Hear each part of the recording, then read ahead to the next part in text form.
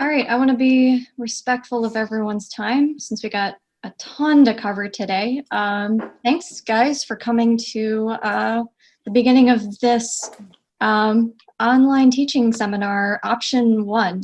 So just to make sure everyone's in the right place, this is the one that starts today with Canvas training. We'll be here for the next 2 hours or so. And then that's going to continue with the online modules next week. I believe on April 13. And I say I believe because you're going to get more details about that from Gail on, she's aiming for Friday. So we are continuing to hammer out a lot of these details sort of last minute. Our next online and blended teaching seminar wasn't supposed to take place until May, but I've seen some of what's to come. There's a lot of really great, important content on the way. So you are going to be in good hands with all our facilitators to make sure you are up and running and ready for at least the start of your summer courses. So the agenda for today, we're going to go through adding resources to a Canvas course, adding assignments, and wrapping up with gradebook. That's supposed to say getting help. I kind of rushed through this PowerPoint today. Yeah, I'm not going to talk about it. Let's get into it. First thing I want you to do, can everyone see my Canvas dashboard? Yes. Yes. Awesome. Okay, so what we're going to do is over here on the bottom right, we're going to scroll down and we're going to click on this button that says Start a New Course. Okay. And then we're going to give that a name. So I'm going to call this something memorable. Hey guys, if you wouldn't mind muting yourselves while you're not talking, I'd appreciate it. I'm going to name this Online and Blended Sample Course. If you get above 21 characters, then you will have the option of putting in this short name. So I'm going to say sample, and I'm going to call this one April 8. Okay. And I'm going to hit the blue Create Course button.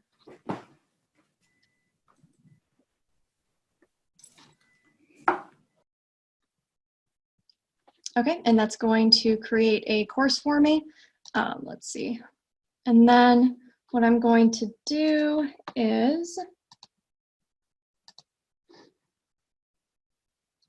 I'm going to click Import from Commons over here on the right side of the screen. And what that's going to do is it's going to make it so that I'm not starting from scratch. The Commons is a place to gather materials that other people are going to share with you. So I have shared something to the Commons that you are welcome to download. So I'm going to hit Import from Commons.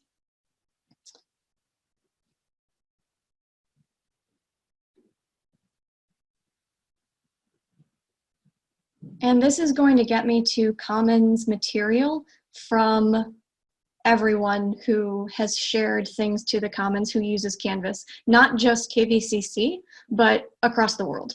Anyone can share material here publicly, and you are welcome to download it if they have shared it for you. So then if I'm over here, I just want to find things that are from KVCC. So I'm going to click this filter button. And it's going to give me this option at the bottom. You might have to scroll that says shared with, and I'm going to choose Kalamazoo Valley Community College. And then I can X out of here or just click anywhere here on the left. And I'm looking for this first one here, OBTS, Online Blended Teaching Seminar, Canvas Training Sample Pages. So it's the one with the orange Lego piece. We're going to click on that, and then I'm going to click on Import and Download. Okay, when I clicked on that button, I got a list of all of the courses that I am currently registered in, and that includes as a teacher and as a student. Mine is ridiculously long because I create a lot of blank courses. You should be able to find the one you just created on this list, or you can search by typing. So whatever you just named it. So online, oops, Online. There we go. Online and blended sample course, April 8th. Here's the one I just created. I'm going to check that box and say import into course. And what that's going to do is it's going to import this one module, these 3 sample materials into the course that we just created. So I want you to take a moment and do that. So here is the step-by-step. I'm going to pause for a little bit so that you guys can do that. And I'm going to also throw up a poll in Zoom. Polling is really useful when you're doing a webinar in Zoom because you guys don't have to tell me when you're ready. I'm just going to have you answer the poll when you are ready to move on. Okay, that is half, so I'm going to continue. To get back to your course, if you are on the, if you're still on the Commons page, click on Dashboard over here on the left-hand side. No matter what page you're on in Canvas, you should always have this blue bar that lets you get back to other areas of Canvas, including your dashboard. So I'm going to click on Dashboard, and that's going to take me back to my dashboard, and you should be able to find the empty course that you just created. So mine is called, what did I just call that? My sample course. Okay. So I've done the import from Commons, and now notice that this is no longer an empty course. It is a course with one module in it, and that is called this OBTS Canvas Training Sample Pages. So what we're going to do next is we're going to start building out some modules. Let me give you an idea real quick of what that is going to look like. So I created ahead of time this sample course for the online and blended teaching seminar. There's only one, well, there's 3 modules in here. There's the sample pages module that I imported.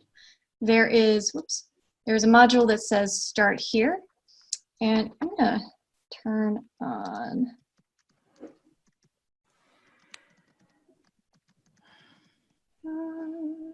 Nope, okay.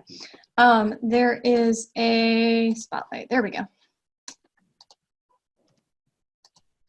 There we go, now you can kind of see my cursor. There is a start here module, and this is where students are going to get started with your course. So, and then there's a module 1, complete with resources and activities. So you can see if I'm a student and I click in here, it's very clear where I have to start because it says start here. I included a picture, some instructions for welcome to your course, some office hours, course learning objectives. Mine is going to look different from yours. If you click on yours, that's okay. I built out this course ahead of time, so don't worry. Yours would look something more like this, okay? We're not going to spend a bunch of time on this start here, but it does have some good recommendations for orienting your students to the course that you're going to cover later when we talk heavily about quality matters. Okay, so if I'm a student, I'm in the Start Here module, I can go down here to the bottom right and click on the Next button, and that's going to take me to the next item in the module. So the next item I have here is a course assignment schedule. Oh, beautiful, that wasn't working earlier. Okay, and as you can see, I have uploaded my syllabus, and it is a Word document. You can see it's a docx, but I can still read it from within my web browser, both as an instructor and as a student. So that's a really handy feature of Canvas, is that any files you upload can be viewed from within Canvas itself without having to download it. Although I can download it if I click this download button. If I'm a student, I'm going to hit next, and I'm going to see what's next in the module. Here is the Module 1 overview. So you're going to be going deeper into filling out this page later in the seminar. We're going to be talking a lot about, excuse me, learning outcomes.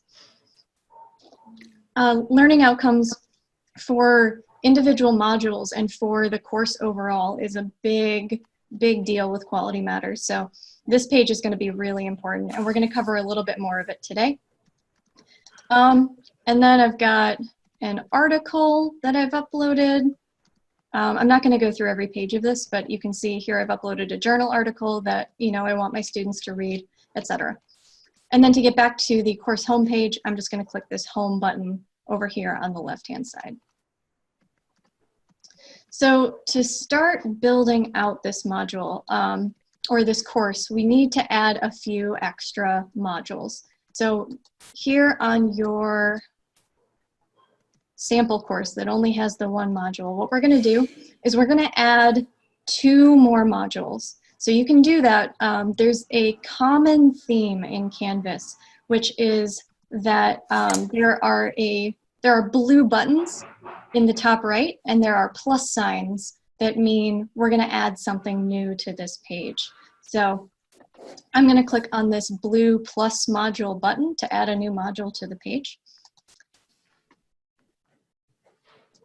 And I'm going to give it a name. So I'm going to do this one that says start here, course information.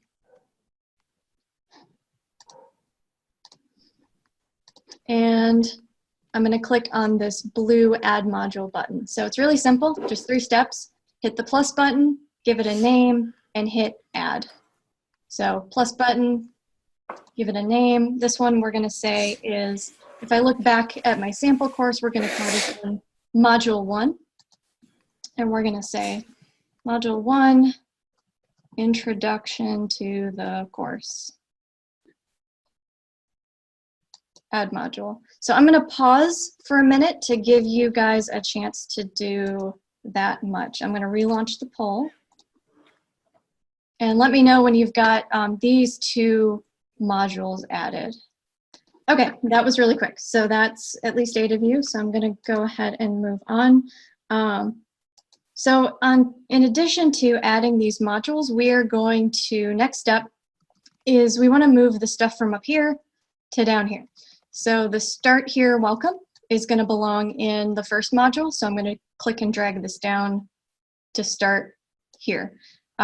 These little, what is that, 8 dots over here on the left, I call them the egg cartons because that's what they look like. You can use those to click and drag your items into the correct module. So I'm going to click and drag that one, and I'm going to click and drag Module 1 Overview to the top of my Module 1. So you can very easily click and drag to rearrange items. You can also click and drag to rearrange entire modules. Now, why can't I do that right now? I can't really, there are no egg cartons over here. This is like Canvas pro tip number 1, is that sometimes you need to hit refresh in order for stuff to become available. So I just added these modules to the screen. I can't do something with them that I know I should be able to do. I'm just going to hit refresh. It's this circle arrow up here at the top.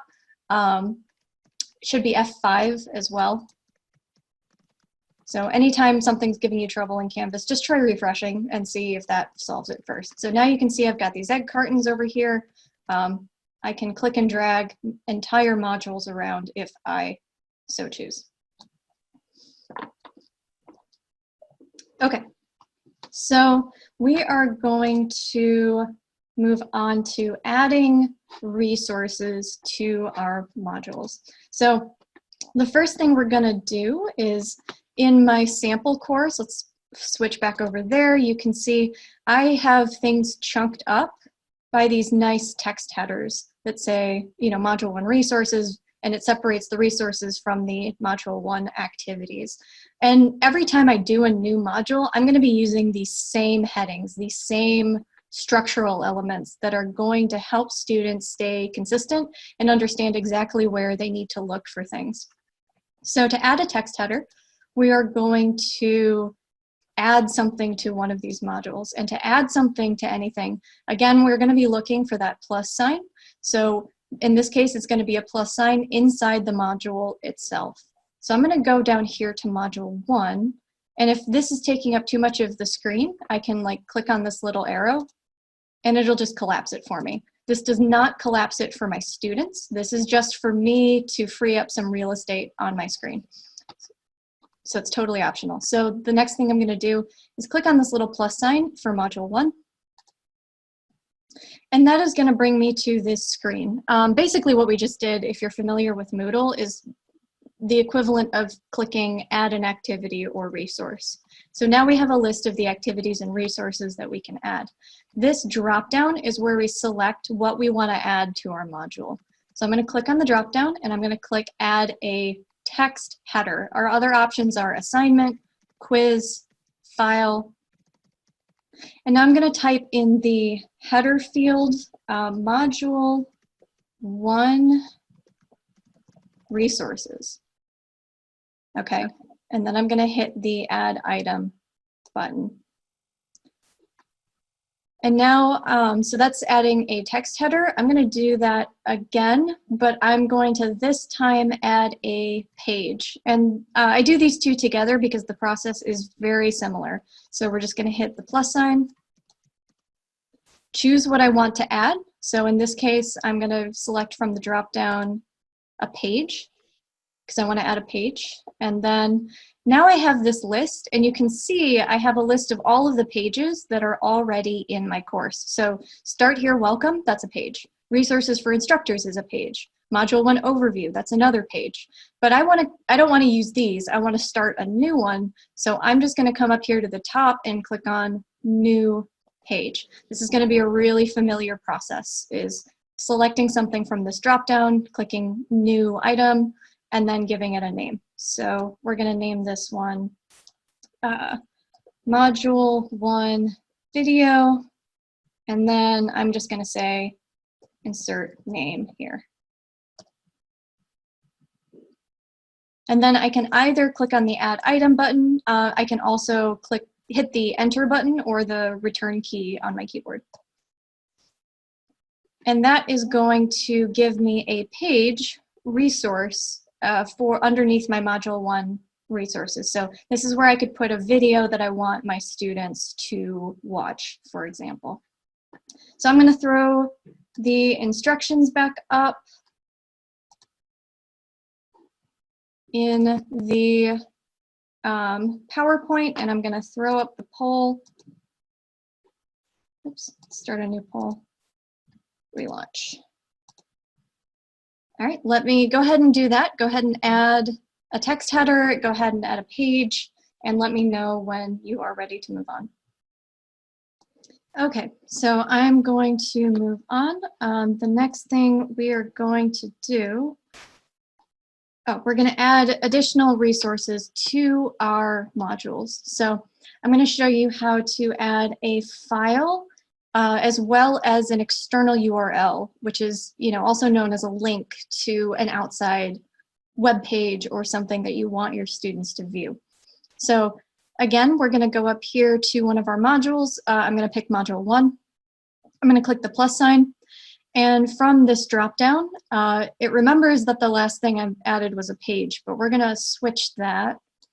And two of my other options here are file and external URL. So I'm going to show both of these, and I'm going to have you pick one to practice right now. So I'm going to do a file. And I'm going to say I have one file in my course already. It's a picture of a fountain from a different school because that's where we got this, this sample material from. I'm going to click on New File because I want to be able to upload something new to my course. And in this case, I'm going to get these options. Instead of something to type in, I need to click this button to choose a file. Now, I know that your button may say something different. So your button might say, open or whatever. That's just determined by whatever browser you're using. So mine says choose file. So that's what I'm going to click on. And it's going to open up my File Explorer on my Windows 10. And it's going to let me pick a file that I want to upload. So in this case, I have a PDF here called How to Write a Journal article. I'm going to choose that. And you can either double click or you can click on it and hit open. And then I'm going to hit add item. And so now you can see I have, you can see the difference between a page, which has this little page icon, and a file, which has this little paperclip icon. So now I'm going to add an external URL. So let's say that I had an article from, let's say, the New York Times that I want them to read. So I'm going to open up the World Wide Web, and I am going to say, because it's on everyone's mind,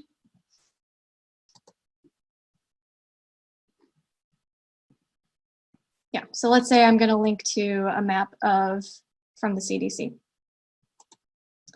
So let's do, where's the Johns Hopkins was a good one. So let's say that I want to link to that. I'm just going to go up here and copy the URL.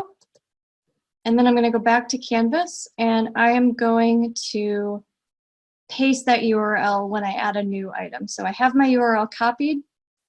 I'm going to hit plus. I'm going to go up here to where it says file. And I'm going to change that to external URL. So now that removes all of my options except for these two. I'm going to paste that URL in here. Or you could type it out. So I could type out, you know, https://google.com, something like that. And I'm going to give this page a name. So let's see, Johns Hopkins map, for example. And I'm going to hit add item. Okay, so go ahead and either add a URL or add a file to your Canvas page. I'm going to throw that poll back up. If you are getting a spinning circle when you look at your file, I was too today, so that may be an issue with Canvas just being overloaded in their file system right now. If this happened to your students, they should still be able to download your file, even if the file viewer in Canvas wasn't working properly. So I submitted a ticket for that, and David helped me with that. So that might just be a Canvas thing that they need to fix right now. Okay, so next thing we are going to be doing, I want to cover the concept of publishing and unpublishing. So let me close that. In Moodle, there was a concept called hidden. So your course modules could be hidden, your individual activities and resources could be hidden, and when you were ready for students to see them, then you would have to unhide them or show them. Canvas has the exact same principle. It's just called published and unpublished. So the difference being that everything in Moodle started off visible, right? Everything in Moodle started off being shown to students when you created it. And then if you wanted to hide things, you had to go and do that individually. Canvas is built in the exact opposite way. So all of your students are going to be automatically enrolled in your course for you. You're not going to have the My Valley, remember to enroll my students thing. However, everything in Canvas, therefore, needs to start out unpublished, and then it will only be published as you decide to show it to your students. So I imagine this is something that's going to trip up a lot of people. I've seen it trip up some people so far. They say, my students can't access my assignment, my students can't access my document, and it's because they didn't publish it after they created it. So there's a couple of different ways that this needs to be looked at. The first one is this really obvious publish and unpublished button up here at the top right. This is for publishing your entire course. So not necessarily everything in the course, however. So this is just opening up the front door to your course. It's kind of like when you did a sync to add in My Valley. It was the time when you said, yes, come in, I want you to see my content. So if I click on publish, that is going to open up the front doors to my course. However, students will not yet be able to see everything in this course right now. And that is because I have individual items that are unpublished. Let me expand those so you can see everything. So the other place where we need to look for something being published or not is, I'm going to zoom in a little bit, these circles. So the green circles with a check mark in it are the published items, and the gray circles with a line through it are unpublished. So right now, this OBTS Canvas training sample pages would be visible to students. However, none of this content would be. And why is that? Why is it that Start Here is published, Module 1 Overview is published? Why would students not be able to see any of this? That's because similar to in Moodle, there was the extra step where if you hid a module, then everything inside that module or everything inside that topic would also be hidden at once. So in order to show stuff inside your topic, you would have to show the topic. So here the module is hidden, so everything inside that module is also hidden or unpublished. So how do I test that? There is a button over here on the right-hand side called Student View. So I'm going to click on that, and that is going to show me what does the front page of my course look like as a generic student. And I would invite you all to do this following along, because it's also going to throw a test student in your gradebook that we can take a look at later. So I'm going to hit Student View, and it is going to throw this pretty raspberry border around the outside of my screen that's telling me you're in Student View right now. And sure enough, there is not a whole lot visible to me right now. So when I'm ready, I can go down to the bottom right and say Leave Student View. Notice if you have any other pages open on other tabs, let's say you're trying to do your grading in another tab and you have Student View open on this tab, it's gonna lock you out. It's gonna say, hey, you're a student, you can't do that because you're trying to view parts of your course as a student would view them, and your students can't do that. So I'm gonna have to make sure to hit Leave Student View. And then I'm going to go in and make sure that all of my modules are published. So the easiest way to do that is just to click the module publish button at the top and watch what happens to all of the ones underneath it. It automatically publishes everything in that module for me. And then if there's anything in here that I don't want students to see, I would have to go back and just individually say, nope, not ready, nope, not ready. And then I could individually publish or unpublish items. I'm going to do that for this Start Here module. And then I'm going to say that this top module is really just stuff for me, because this is resources for instructors, not for students. So I'm actually going to unpublish these so that my students would not be able to see them. So now if I go back to clicking on Student View, I should see my two modules.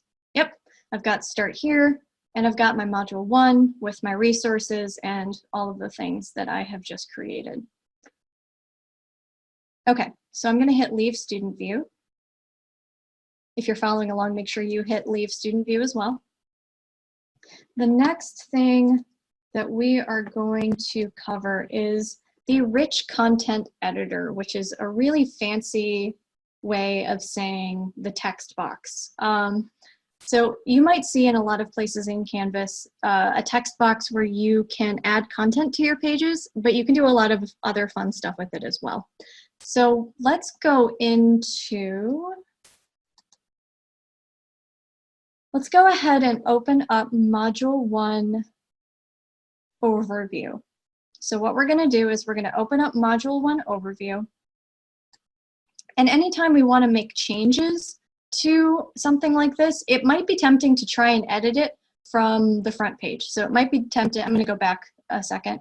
It might be tempting to click on these 3 dots because you're looking for that edit settings that was in Moodle. And then you hit edit, and that's not going to take you where you want to go. That's just going to give me this. So then you're going to get frustrated and go, oh yeah, and you're going to hit cancel.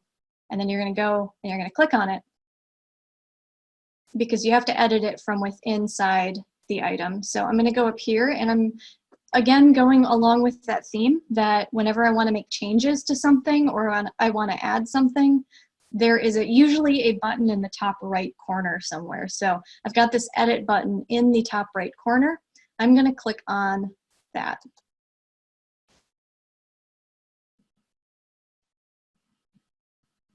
Okay, and this text box right here, It says 168 words. It's got my bold, italics, underline, all of that stuff. This is the Rich Content Editor, or RCE. And I tell you that because if you ever look up any help documentation from Canvas, they're going to call it the Rich Content Editor. So I just want you to be aware that that's this text box with all the little buttons on top. It's a rich content editor because I can put content in it that makes it rich, right? As opposed to, like, this is not a rich content editor. I can't make this bold or change the font. So if you want to think of it that way. Okay, so now that I'm in my... Molly, a quick question there. Yeah. In Moodle, where we had the rich content editor, there was an option to put HTML code in there. Yep, right here. Oh, okay. Sorry, didn't even see the big blue highlight. No worries. Yep. If you are a HTML person, you can click on this and it will give you, you can do this in Moodle too, it'll give you access to the HTML code.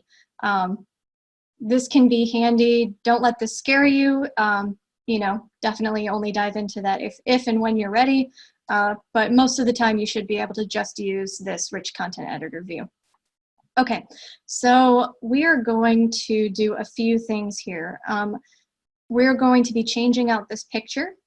We're going to be adding a video, and we are going to be adding some links down here. If you need more space to work, there is a, now, there is a new version of the Rich Content Editor coming that will change some of these things up. One of the beauties of Canvas, maybe one of the downsides, I don't know, maybe it's just different, is that Canvas changes piece by piece, whereas Moodle would update, you know, at the end of a year or at the end of a semester. We would have to take the whole system down and upgrade, and it would be down for a whole weekend, and sometimes it wouldn't work, and it was always a weekend right before classes started, right? So it was never very convenient. Canvas updates continuously, so every month there are small changes to some aspect of Canvas, and we will be communicating those changes to you as best we can. Definitely be sure to read your email from us because we will try to warn you of those changes. So that's one of the things, is that this rich content editor is going to be changing within the coming months, we assume. So if it looks different, you know, coming up, then, you know, don't panic, it's coming. So what I'm going to do is first change, if I need some more room to work, I can click on, there's this little stacked up half pyramid or stairs down here, or triangle, that I can hover over and drag to give myself some more room to work. So that's really handy. Unfortunately, it does not have the full page view that Moodle had, if you were familiar with that. I'm going to first switch out this picture, because this picture is not even from KVCC. This is from the school that we got this sample document from. So I'm going to just delete it. You can click on it to highlight it, or I can just put my cursor over here and hit backspace. I'm just going to delete that picture. And then I'm going to put in a new picture by clicking on this little, let me zoom in a bit so we can see it. We're looking for this icon. Ooh, whoa, that got really big. Okay. This image, this picture of mountains right here. You hover over it and it says embed image. That's what we're looking for. Let me zoom back out. Okay, so I'm going to click on that. And it is going to give me a few options. URL would be if you had a link to an image you wanted to copy and paste. Please don't link images from Moodle. They will break for your students. I could do Canvas, and that just means files uploaded, right? So I kind of wish this said, you know, file upload or something like that. But as you can see, I can upload files to my course and then insert images that way. Or one of my favorite options is I can go over here to Flickr and I can do a search, and it is going to be Creative Commons friendly, so you don't have to worry about not having the rights to use these images. So I'm going to say, let's say this is a biology class, so plants.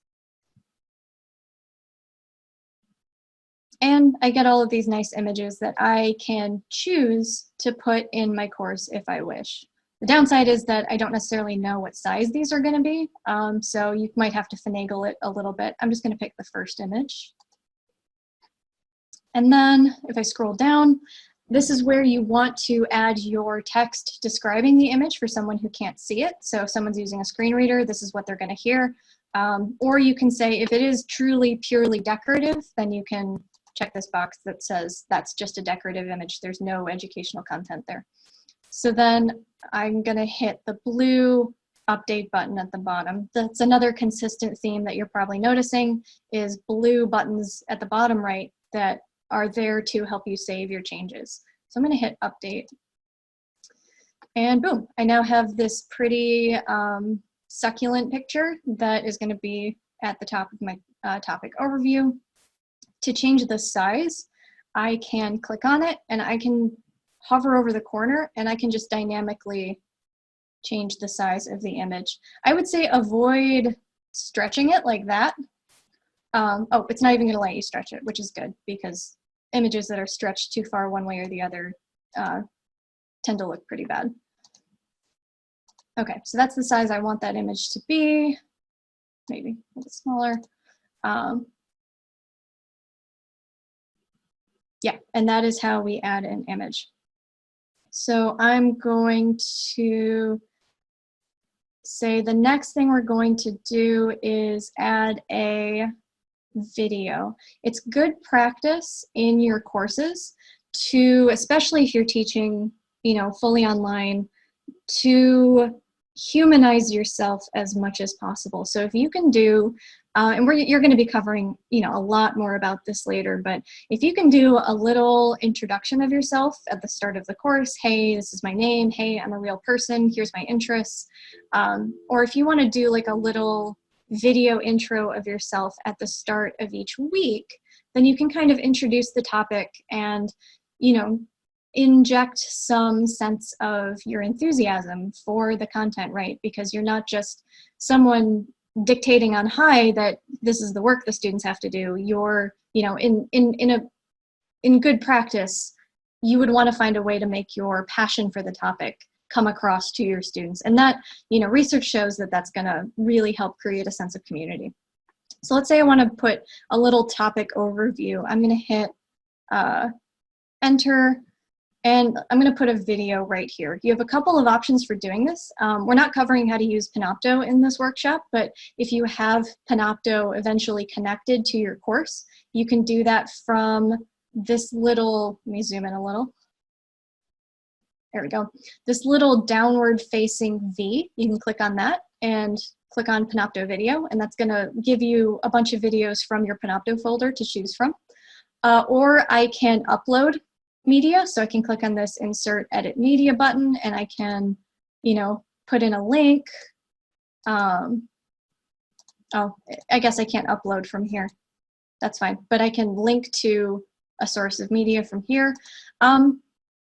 Easiest way to do it, if you have something that's uploaded onto YouTube, either you uploaded it or someone else did, you can just click on this nice YouTube button. There's also a Vimeo button if you're a Vimeo user. And we can just do a search right from here. So let's say,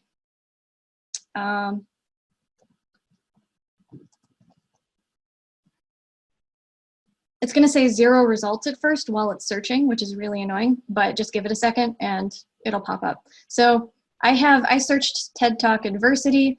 You know, if we were doing this correctly, this is where I would upload my introduction to week 1, right? Not a TED Talk, but, you know, just for the sake of example, we're going to pick something from YouTube. So all I have to do now is find the video that I want and click on this blue embed button.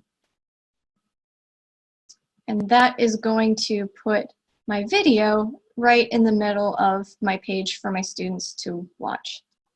I'm going to zoom back out.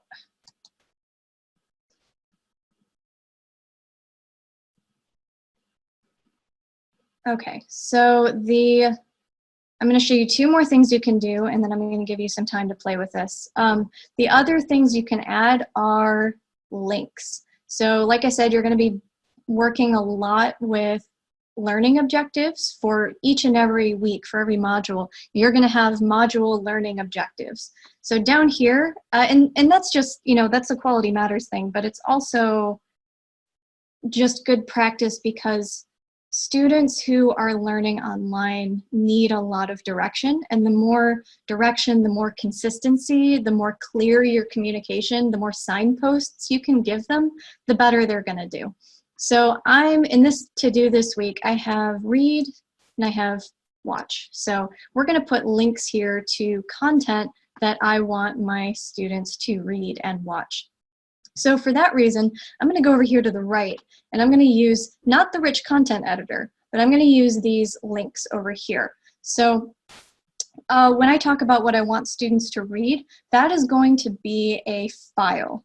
So I'm going to click on this Files tab. And this gives me access to my course files. So remember, I already uploaded that How to Write a Journal article. So I'm going to, I have that here in my course files now. So all I have to do is click where I want it to go. I want it to go right next to read. And then click on the file. And it inserts a nice link to the file that I want to read right there. This is why it's a good idea to give your files nice, readable, understandable names. That's good practice because then that's less work that you have to do to clean up your file names later. Hey, Molly. Yeah. Do you know off the top of your head, for embedding a YouTube video, is there a file size that's too large? Shouldn't be, because you're not actually uploading the file into Canvas. You're just linking to it. For the embed? Yes. Okay. Yeah, that file isn't actually going to live on Canvas's servers anywhere. It's still Right. living in YouTube. So if you could upload it to YouTube, then you should be able to embed it in Canvas. Someone in the chat apparently got a notice that the video is too big, so I'm going to look into this further. But thank you. Yep, no problem. Yeah, if you find out the answer to that, let me know, because that's interesting. Okay, so then I'm going to go down here to watch, and remember that I created, instead of embedding a whole video here, I'm going to link students out to the video assignment. So remember, here's my sample page. I have this video page that's going to have my videos on it that I want them to watch. So this is a page in my module that I want to send them to. So I can send them to that Canvas page, again, over here using these links. So instead of files, I'm going to click on this links tab. And these are all of my Canvas resources. These are all different things I could link to within my Canvas course. So I could link to Canvas pages, assignments, quizzes, announcements, discussions, modules, or other parts of the course. So I'm going to click on pages, and it is automatically going to detect what pages I have already created in my course. And if I haven't created my video page yet, I can see it's right here, Module 1 video, insert name here. If I had not created that yet, I could do so right from here. But I already have my video page that I want them to watch. So again, I'm just going to click here where I want the link to go. And then I'm going to click on Module 1 video. And just like that, it is going to insert a nice link for me to another part of the course. And then, as always, when all of this is said and done, I'm going to go down here to the bottom right, and I'm going to hit save. And that's going to take me to my page that I can now see. You can see how the whole thing looks. Hey, Mal. Yeah. Can you, if you haven't, I've been chat stuff, so you may have covered it and I missed it. Can you show how to adjust the size, the physical dimensions of a video? Sure. So that is going to depend on how you embedded the video in the first place. Using the YouTube button does it one way, and there are other ways to embed YouTube videos as well. Let me see. I'm going to give myself some more room. Let's see, I don't know if I can edit it. I think I would have to maybe find it again. So I'm going to use backspace to delete that video. And I'm going to hit enter to give myself a new line. I'm going to click on that YouTube button. The question is, how do I embed something of a different size? So let's see, TED Talk Adversity is what I searched. Okay, so instead of just hitting this embed button, I believe what I'm going to do is click on this little downward arrow. Embed small, embed medium, embed large. So that is, or I could just embed a link. So if I want students to click on the link and go out to watch it on YouTube itself, I can do that. Or I can say, I just want a small video, for example. And boop, there we go. Now we have a nice small version of our YouTube video. I hope that answers the question. Yeah, I believe that will take care of it. Okay, awesome. Thank you. Yeah.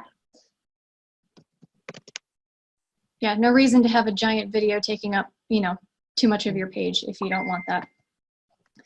Okay, so I am going to give you some time to play with all of those things.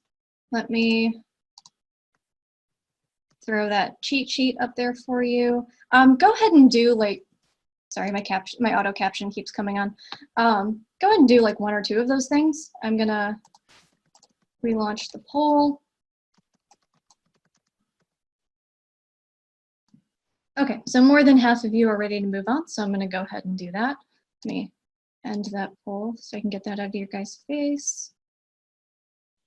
And close that. Okay, so next thing we're going to do, we've looked at course resources, which are very important, but what about course activities, the things that students actually interact with? So I'm going to go back to my modules page. I can do that by clicking on this home button. And I'm going to start creating assignments. Now, assignments in Canvas means a few different things. In Moodle, when we talked about what assignments are, it usually meant something that you would add as an activity or resource that students would turn in online. So we have that option in Canvas as well, but we also have other options. So the first thing I'm going to do is show you how to create an assignment that students will turn in online. I'm going to, the same way I've been adding all of these resources, I'm going to now click on this plus button, and I'm going to choose from the drop-down assignment. I don't have any assignments on my list yet because I have not created any. I'm going to click on New Assignment, and I'm going to give it a name. So this is going to be Week 1 Assignment, and then you could say, name, right? And I'm going to say, hit the blue Add Item button at the bottom.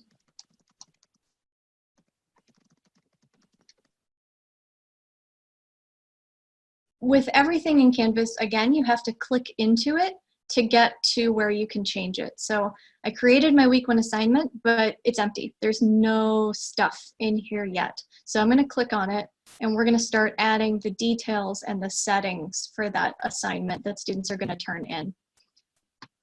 So as with all other things, there should be a button at the top right, and this one says Edit.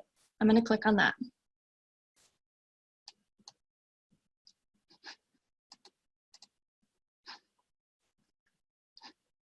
Okay.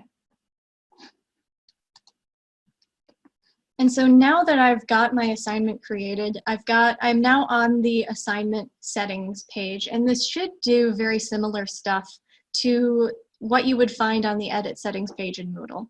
So I've got the title of my assignment already entered up here. I've got my text box. This is where I would type in detailed instructions for the student. So I want to be as clear as possible. You could also use this files thing, the way that we already saw, to upload a file with instructions for the assignment. If you already have a document that explains what you want, you can just upload it as a file right here. But I'm going to type out, so let's say, read pages, read chapter 2 in your textbook, answer the questions on, answer questions 1 through 12 on page 67, for example. And then because this is also a rich content editor, we could, make this bold, make it, a color, whatever. That's totally optional. So now what I have my assignment name, I have the instructions, and now I need to start setting up the settings. So the first most important thing is to give it a point value. What happens if you leave an assignment at its default 0 points? That assignment will be extra credit. So that is how you create extra credit in Canvas. You can create something and just give it, a value of 0 points. And then anything that you put in the gradebook will be out of 0, which is how extra credit works. You could also, let's say, you could also grade higher than the point value. So if I make this assignment worth 20 points, and then I wanted to give someone an extra credit point, I could grade it, I could give a student 21 out of 20, and then that would also give them extra credit. Okay, so I've given a point value. I'm going to leave the display at points, but just know that you have the option to do %, complete, incomplete, points, letter grade, GPA, or not graded. I'm going to leave it at points. This is an important option here, submission type. This is not something that existed in Moodle. So we are going to change this from no submission. We're going to click on this dropdown, and we're going to say online submission. That is going to turn it into an assignment that students are going to turn in online. So then I get these 4 options, and I'm going to check at least a few of these. So text entry is going to be, they're going to get a text box just like this one, and they can physically type in their answers. Since this is just textbook questions, I'm totally fine if that's how they want to do it, if they just want to type in their answers in Canvas and submit it. However, maybe students are more comfortable with typing out their answers in something they can save, like Microsoft Word or Google Docs or whatever. I'm going to say file upload, and that is going to allow students to upload a file. If you are someone who has had a lot of experience with getting file types you can't open, so for example, if you are a Windows user and students continuously send you like pages files, which is something that's really hard to open on a PC, but not on a Mac or an iPad, then you can restrict the file uploads to something that you can actually open. You would have to actually type in the file extension, so we're not going to cover that in super detail right now, but just know you have the option to type .doc, comma, .docx, and that's going to cover both the old version of Microsoft Word and the new version of Microsoft Word. Okay, and then website URL. Let's say that you had a class blog. So you have I've seen this from a few English faculty, for example. You have students keep journal entries on a platform outside of Canvas, like Weebly or, I don't know, what are the blogging platforms? Weebly is one of them. Or let's say that, you're teaching computer science and your student's job is to develop a website. Then you could have them upload their submission as a link. They could also probably link to the Google Doc from here as well. Although they would have to, make sure they send you the link that lets you actually view it. Otherwise, you're going to have to go through the headache of requesting access. Media recordings, you could choose that, and then the student could upload a audio or a video recording of themselves. That's a popular choice for ASL would be a big one. Foreign language, ASL is a foreign language, but things where you want recordings of the student either speaking or signing in a different language, for example, would be a good one for media recordings, or if you are teaching a media class. So that includes, someone asked this earlier, that includes image uploads. So I believe, maybe? No, that would just be videos and audio recordings. Yeah. I may have missed it, but did you mention the external tools? I did not. If you are, yeah, we're just doing online right now, but if you are accepting submissions through something like a Google Drive plugin, a Microsoft 365 plugin, through a Panopto video quiz, or through, you know, any third-party tool, learning tool that you have students submitting to, you could use this external tool and hit find. And here are your options. Perfect. Thank you. Yeah. But we are just doing online for now. I'm going to say text entry, file upload. I don't have to restrict the file type at this point. I would say don't worry. I would say don't worry about this at first, unless once you start getting files that you can't open and it starts becoming a problem, then you might want to think about restricting file uploads. And there are articles on how to do that. Okay, so then finally, we're not making this a group assignment, but you have that ability. We're not turning on peer reviews, but again, you have that ability. Down here, this assign box is extremely important. So right now I have one and it just says assign to, and by default it says everyone. So this is where I'm going to put in the due date for that assignment. I can either type it in, or I can click on this little calendar icon, and it's going to give me a calendar that I can pick a date from. So let's say that this is going to be due this Sunday by midnight. So it defaults to 11:59 p.m. You can put in a different time down here if you wish, and then I'm just going to hit done. This little done button in the corner. Okay, so now this will appear on the student's Canvas calendar and on their Canvas to-do list as being due on April 12 at 11:59 p.m. And that will appear alongside Canvas assignments from all of their other instructors. So it's a really helpful way for students to keep track of their own to-do lists that way. Okay, these availability dates, so available from and until, that is basically close to the functionality in Moodle of close dates. So right now, if I have the due date set at April 12, after April 12, it's going to be late.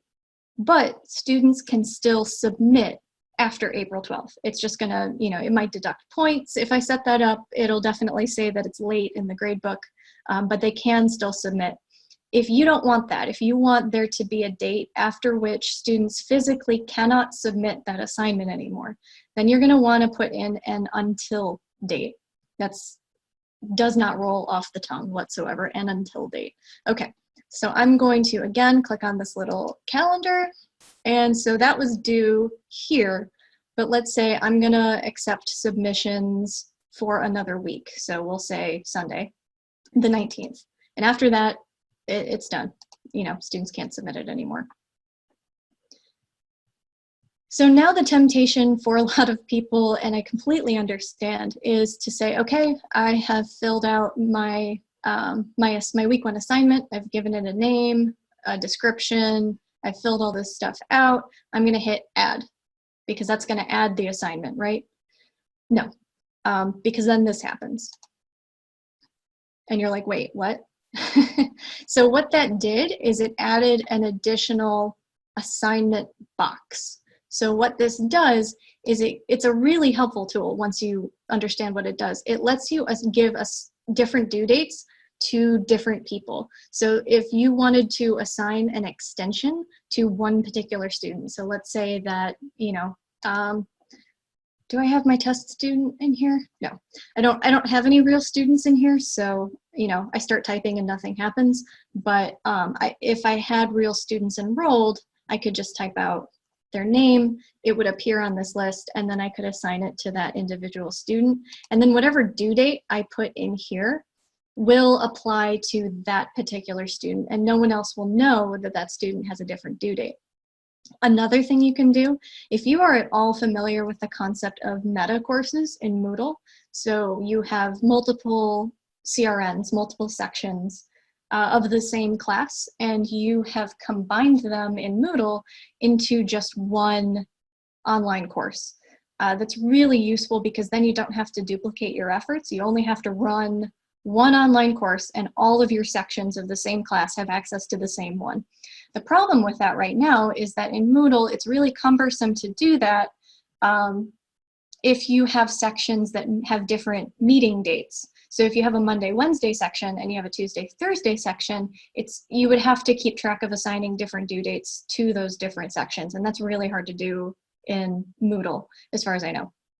Whereas here, if you wanted to combine your Monday, Wednesday section and your Tuesday, Thursday section, you can use this assign option to assign different dates to the different sections. Or you can also create groups of students too. And then you could give different, so I would type in section 1 up here and I'd type in section 2 down here. This one would be a Monday, Wednesday due date. This would be a Tuesday, Thursday due date. It might be a while before we're dealing with meeting times once again, but you have that option.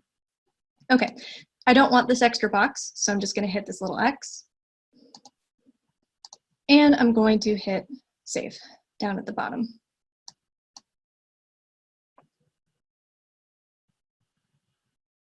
So now what you can see is that I have all of my details here. If I go back to my home page and look at my modules,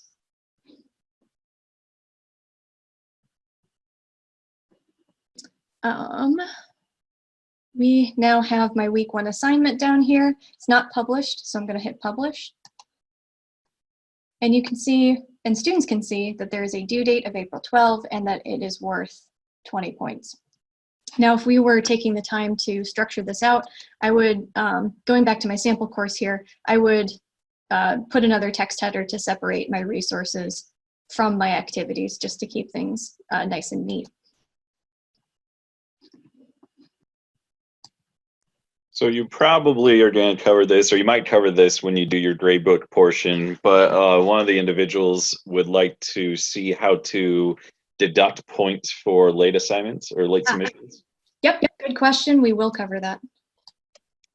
Short answer is that you can set your gradebook settings to automatically, if you set due dates on your assignments, when you create them, you can set your gradebook up to automatically deduct, for example, 10% per day.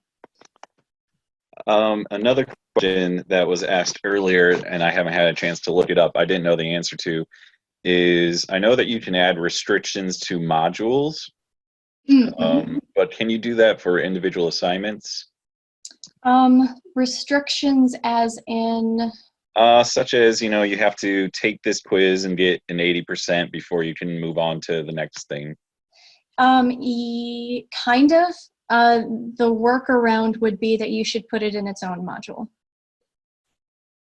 So it is just open it when it's the appropriate time. Yeah, there's 2 ways you could do it. You could, we're talking about locking modules and availability. Canvas gives it 2 different words, locking and availability, and they mean roughly the same thing. So you can kind of think of them interchangeably. But if we go up, if I'm on my modules page, and I go up here to click on these 3 dots and hit edit, I can lock everything in this module until either a date or until certain prerequisites have been met. And those prerequisites include getting an 80% on a quiz, for example. So I think what you can do, actually, if we say add requirement, I think there's an option. Aha, yeah, here we go. Yeah. So students must move through requirements in sequential order. So basically what you would do is you would add a requirement for a quiz that's, at least 80%, and then whatever you put after that, the student has to complete the requirement that comes before it. Right. That would be my best guess. So it accomplishes the same thing, but it's just done via the module instead of an individual assignment. Yes, yeah, all of those restrictions have to be done through modules, and that's why we recommend, having your students navigate through the course via this modules page. This modules page is really going to be, you might end up having a home page, which you could develop during the course of this seminar, but this modules page is really going to determine the flow of materials in your course. So we're calling these module 1, module 2. You could just as easily call them week 1, week 2, you know, unit 1, unit 2. But I would definitely recommend putting these items, however you did your Moodle course. I would recommend for good, you know, online pedagogy to put these in chronological order, in the sense of the order that you want students to complete these in. So rather than just having one module that's all PowerPoints and one module that's all, you know, videos and one module that's all textbook, you know, scans, I would chunk it out in the order that you want them to complete things. Okay, so I know that not everyone's ready, but I do want to move on to the gradebook, so I'm going to end that poll. Sorry, I apologize that we're moving fast, guys. I am 100% aware of it, but unfortunately, we got to try to cover everything in a short amount of time. So let's see, what am I going to do next? So the next thing I'm going to show you is the equivalent of the gradebook setup page. So in Canvas, you might be tempted to hit grades, but that is just going to take you to your actual gradebook. So that's going to be where you're doing the grading. In Moodle, this was called the grader report. But to get to gradebook setup, we're actually going to go, and my menu went away, so I got to click on this little 3 lines icon. We're going to click on this assignments link. And don't be confused. Right now, I only have one graded assignment in my course, so that is all that shows up. However, this is where, remember back to when I said that Canvas uses the word assignments in multiple different ways, which kind of is, I'm not a huge fan of. I think it's confusing. But assignments, when you are, you know, we're back on the modules page, you're clicking a plus button to add something to your module, and you're, you know, choosing something from this dropdown. Here, the word assignment means this is going to be, you know, something that students either turn in online or is just going to be a line in my gradebook. But then that's separate from like quiz, and that's separate from discussion. And you might have graded discussion forums by doing this. However, even though those are separate there, when we go to this assignments page, and actually you don't have to take my word for it, I'm just going to quickly create a graded discussion. No, actually I'm going to do a graded quiz. No, because there's not going to be any grade attached to it. Sorry, graded discussion. So I'm going to hit new topic, and I'm flying through this on purpose. Module 1 discussion. And I'm going to go, by default, your discussions are going to be created ungraded. But I can go in here and say this is graded, and I'm going to assign 10 points to it. And I'm going to assign a due date of next Wednesday. Save and publish. Okay, I did that very quickly because I just wanted to make the point that if we go back to our assignments page, even though this is called assignments, my discussion appears here. If my discussion did not appear here, that would be because my discussion is not graded. So anything that is graded, whether it's an assignment, whether it's a quiz, whether it's a discussion, whether it's a Panopto video assignment, those are all going to appear on this assignments page. And you can think of this page as being your gradebook setup. So anything that appears here will be a line in your gradebook. So let's say, so far we have only seen how to create assignments that appear on our front page, right? So if we look at the modules page, this is all stuff that students are going to see. But how do I create something that I don't necessarily want to be on this front page, and I still want it to be a line in my gradebook, so, or a column? In Moodle, this would have been called add a grade item. Canvas does not make a distinction between assignments and grade items. So when I'm here on this assignments page, I'm going to hit this blue plus assignment button. And that is going to take me right back to this familiar assignment settings page. This is the exact same one that I filled out for my module 1, the textbook assignment that I gave students. But let's say that this is going to be something that I don't, maybe this is extra credit, so I don't want it to necessarily be something that appears on the front page. So let's call this extra credit. A description is optional in this case because it's just going to be a line in my gradebook.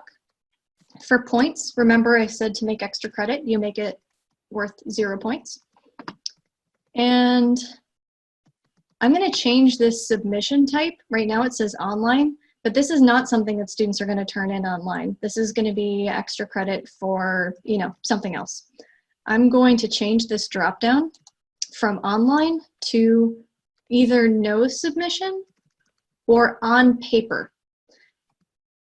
It's important to know that there is no difference between the two as far as Canvas is concerned. So this is only for the benefit of the student. So if I say no submission, then students are going to know that they're not turning anything in for this. If I say on paper, this would be something that they're going to do, face-to-face in class and turn it in, think of like an in-class writing, right? That would be something that would be an on-paper submission. So if you're teaching a face-to-face class, the vast majority of these would probably be, I'm guessing, on-paper submissions. And then only the things that you have students turning in online would be online or external tool. I'm going to say this is going to be a no submission. And then it's up to you if you want to assign a due date. So rule of thumb, if you want to help students get organized and you want, it's just sort of good practice to help them plan their calendars against, their other classes that they're taking, I would put in a due date because then it's going to appear on the student's to-do list. However, if this is, let's say that this extra credit opportunity is actually going to be hidden from students and I don't want them to see it, then maybe I don't want it to appear, with a due date. If you do put a due date, do make sure you put some kind of instructions probably, because otherwise, students are going to see that due date coming up and, they click on it and it doesn't tell them what to do. I can see some students right now having some anxiety about that. So I'm not putting any instructions. I'm not putting any due date. I just want the column in my gradebook. So all I changed here, just to summarize, was the title, the point value, and the submission type is set to no submission. That's all I did. So I'm going to hit save.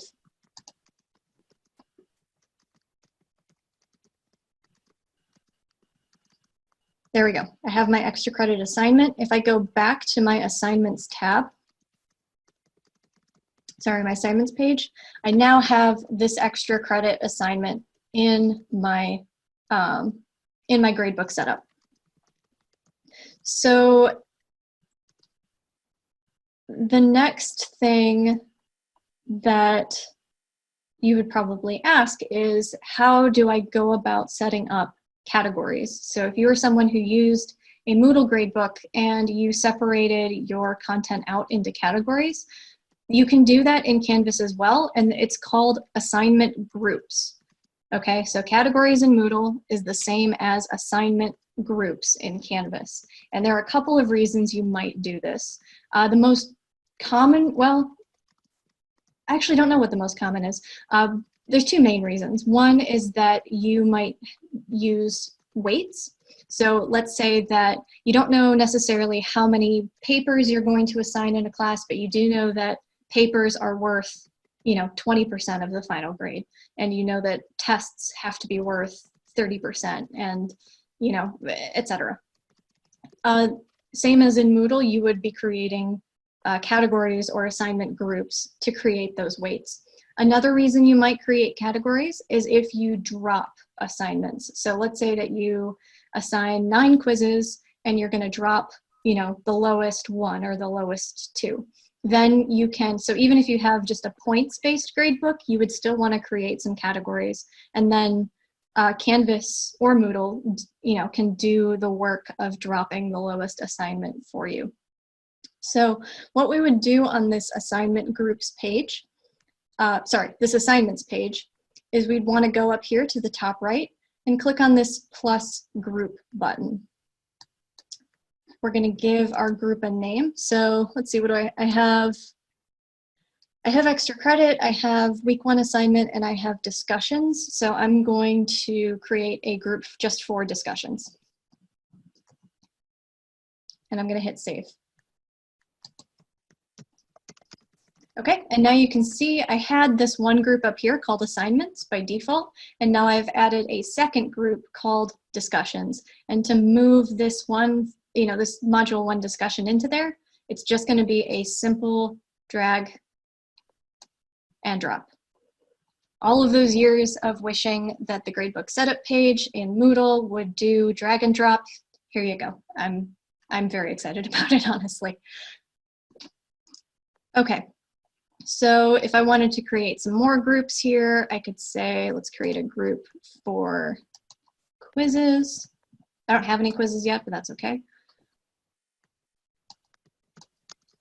Okay, and now I have 3 assignment groups. I'm going to leave my extra credit in the assignments category. There's no way to put this extra credit outside of my categories. I need at least, assignment groups. I need at least 1 assignment group in order for this to work. So I'm going to leave my extra credit in the assignments category.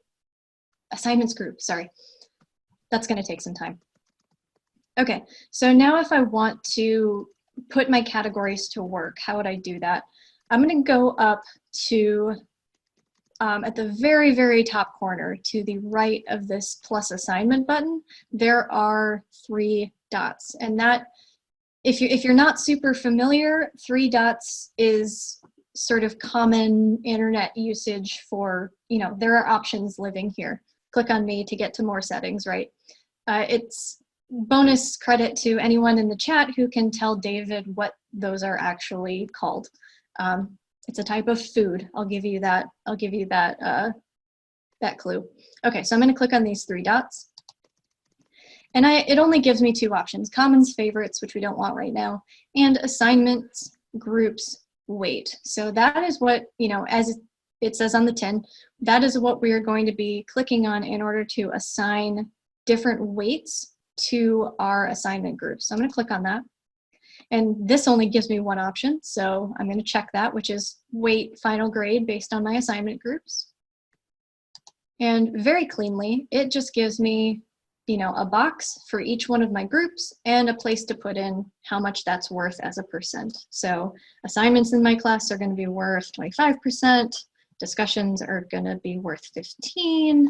Quizzes are going to be worth 15%, etc. And notice that it is being very nice and totaling up my percents for me.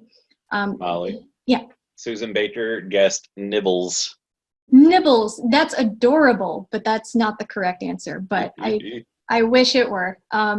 It's not blueberries either, although one of the Canvas trainers, from Instructure, likes to call them blueberries, and I think that's also adorable. But no, that's not going to be it.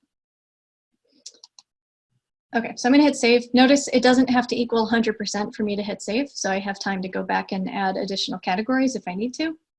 Sorry, different assignment groups if I need to. The other thing, so now you can see modules and assignment groups tend to have these helpful little blurbs in the top right corner. If you look at them, that'll give you more information about what the thing is actually doing. So that's a good place to check for, are there certain options turned on? Did I turn on weights? Did I turn on dropping, for example? So how do we turn on dropping? So let's say that we are going to drop the lowest quiz. So I'm going to go down here where it says quizzes, and instead of doing this overall 3 dots, I'm going to click on the 3 dots options menu for this quizzes group. And I am going to hit edit. And it's not going to give me the options that I want because I don't have any quizzes in there. That's good to know. I feel like I'm going to get that question later. Okay, just kidding. We're going to say drop the lowest assignment, and that's because I have assignments in this category. So let's try this again. I'm going to hit the 3 dots. Did we get any other guesses, David? I don't think so. Okay. There is a question. Can the weights be points instead of percentages? Can be what instead of percentages? Points? Nope.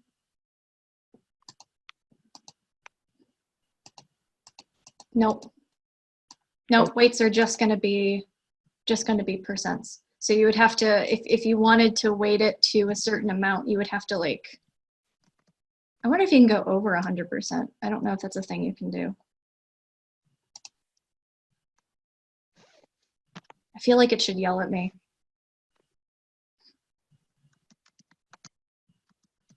But then it would still say percent, so that would get confusing, I think, for students if you tried to sort of work around that.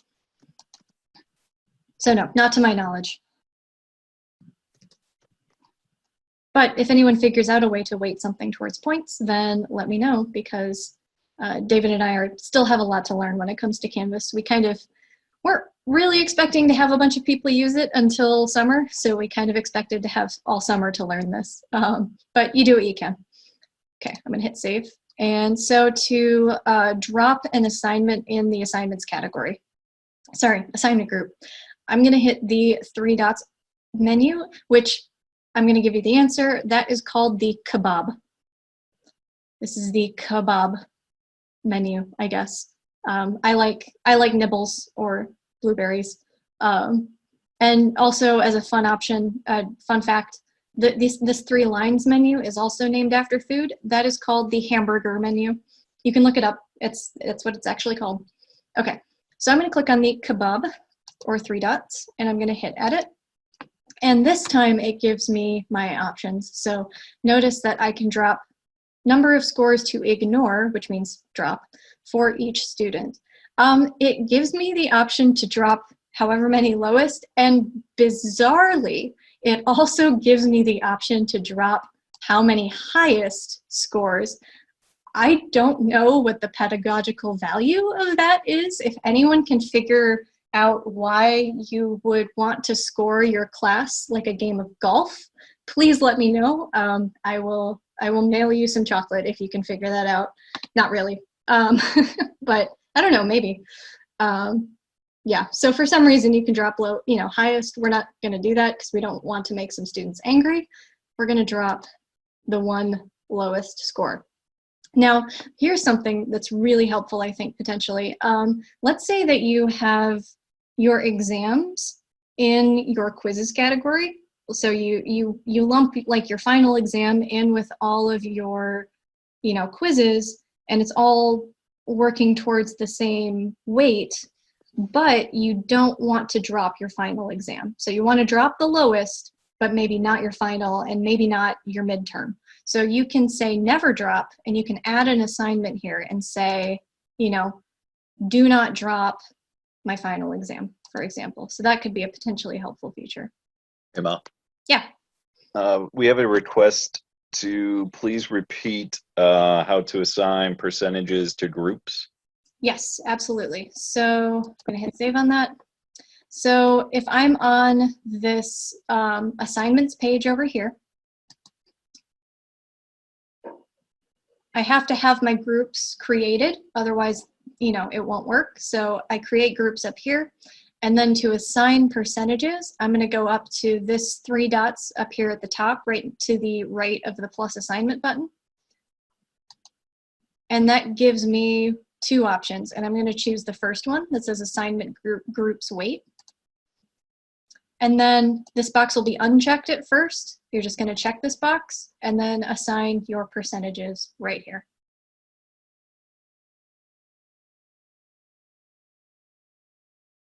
So doing the actual grading will occur on this grades page. And something that I hear a lot from people is that it's too cumbersome.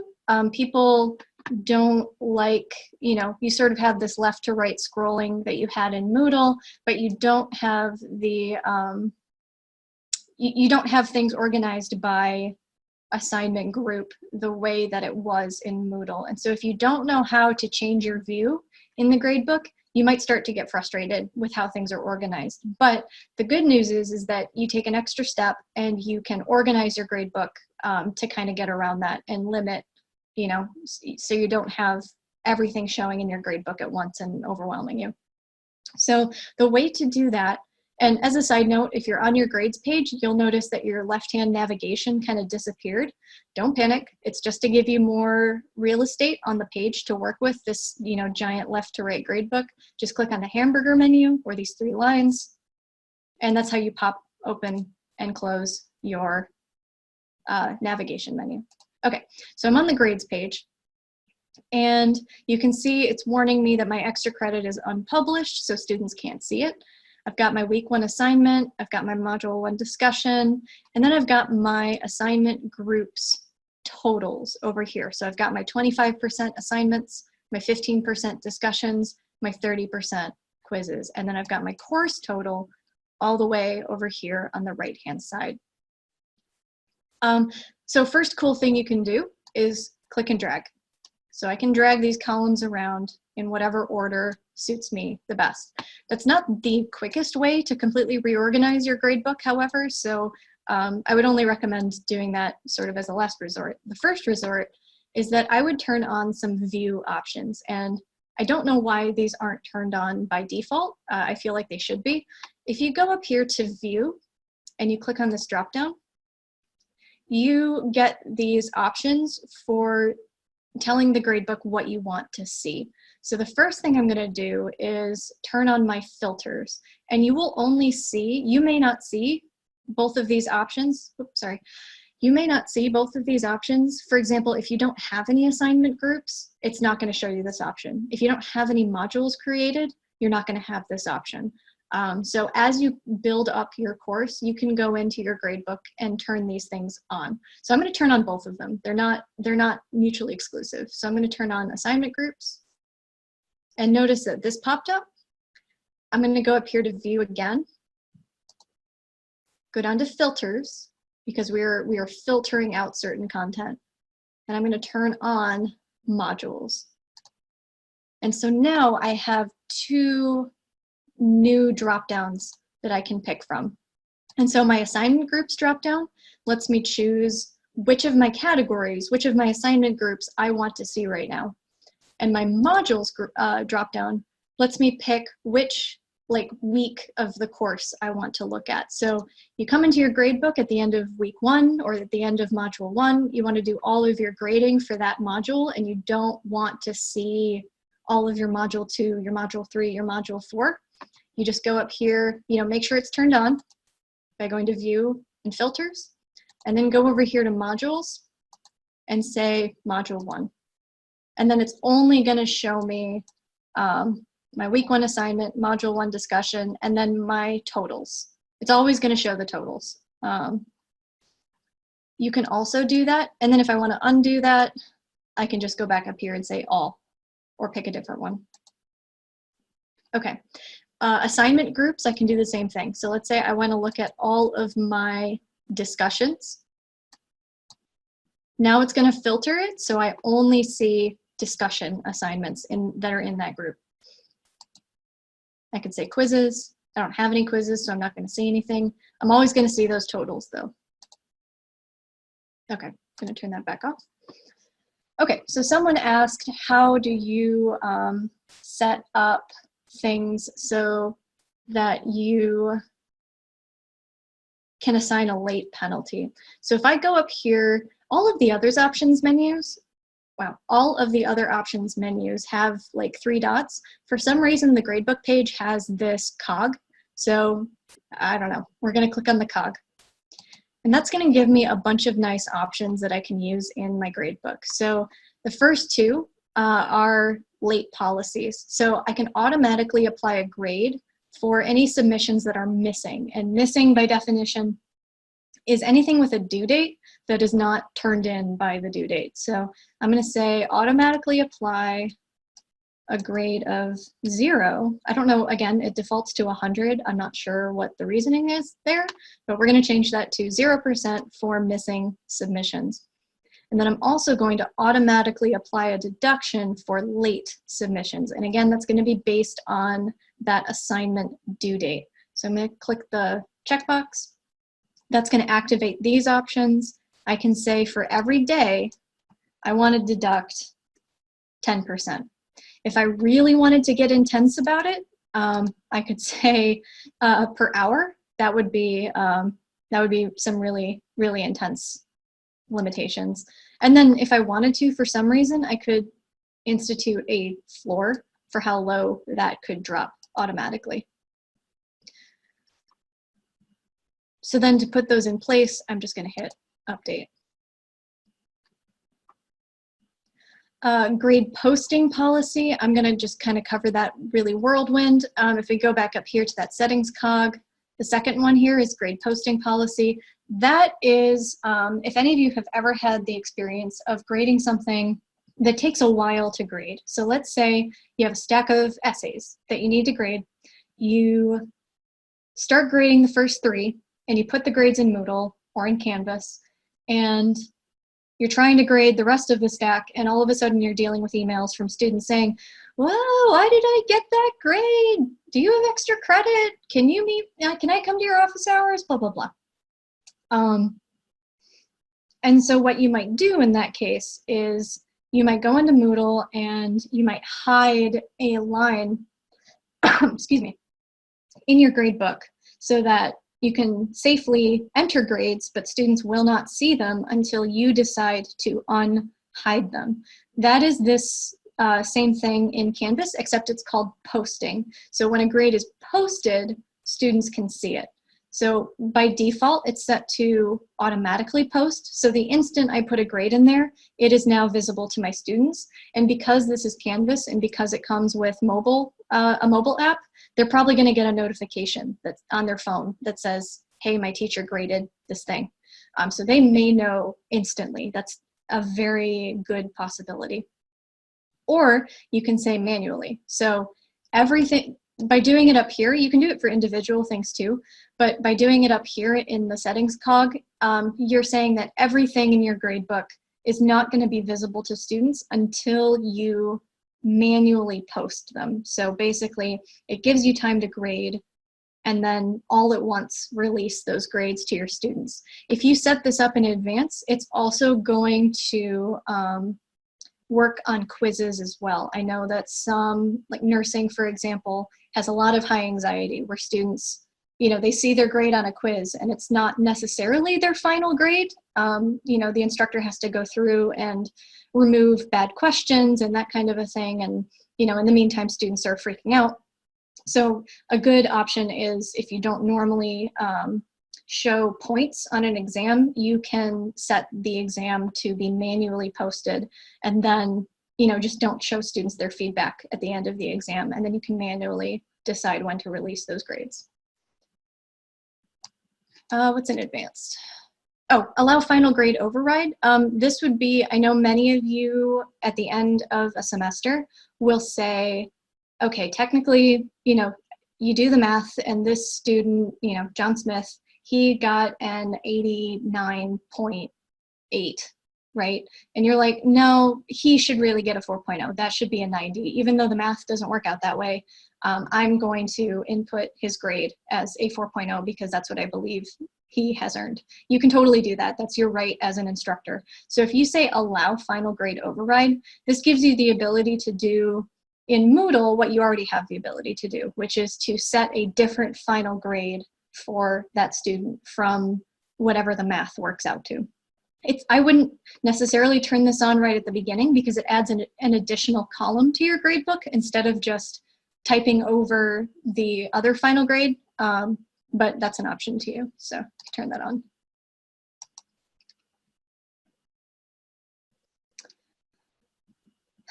All right, we are getting down to the last few items. I just want to, there wasn't nearly as much time for hands-on stuff as I wanted there to be, and I apologize for that.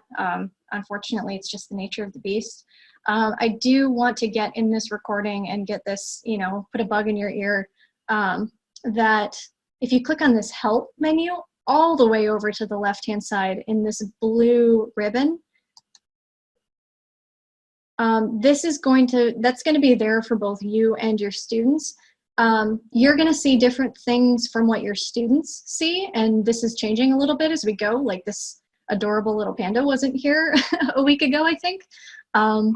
But this gives you options for getting help. So the one I want to point you to and have you point your students to is this report a problem to IT.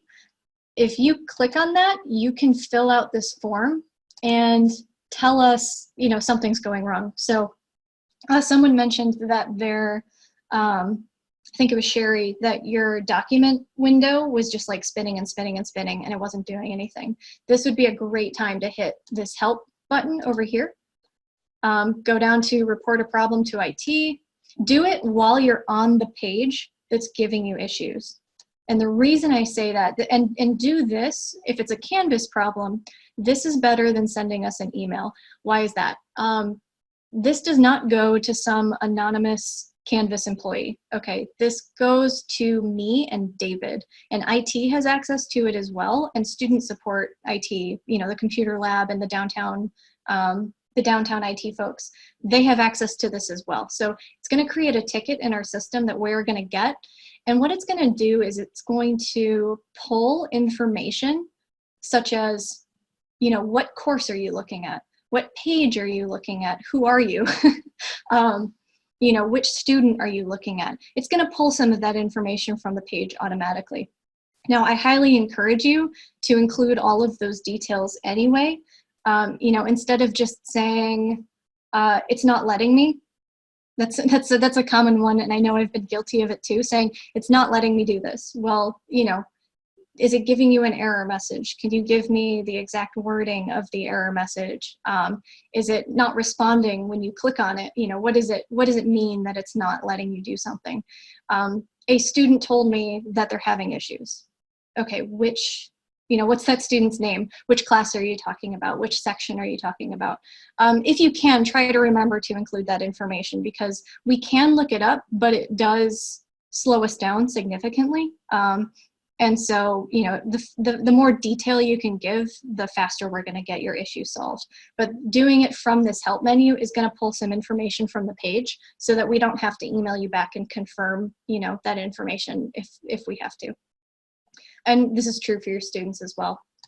And the other thing I want to point you to, last but not least, is this search the Canvas guides. You also have access to these instructor guides. And that is going to be really your best friend.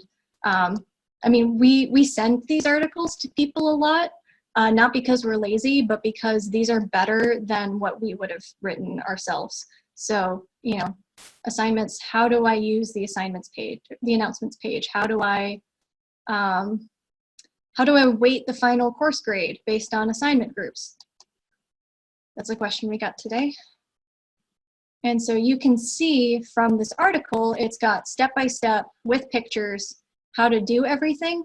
And Canvas keeps this up to date. So remember I said that Canvas is continuously updating little by little. If something changes in Canvas because they updated it, they will also update this documentation. See, this one was updated literally 2 days ago. They made some changes to keep this updated. So these are called the Canvas guides. They have ones for mobile and they have ones for students. There are even videos in here as well. So this is, you know, you can search the Canvas guides as well. So we highly recommend that you use those because it's a really amazing resource. Okay, it is 4:02. I'm more than happy to stick around and answer any questions that people have, but I'm not going to hold you here any longer if you want to get going. Thanks, guys. I really appreciate you being here and bringing us all your good questions. So yeah, thank you very much. Yeah, no problem.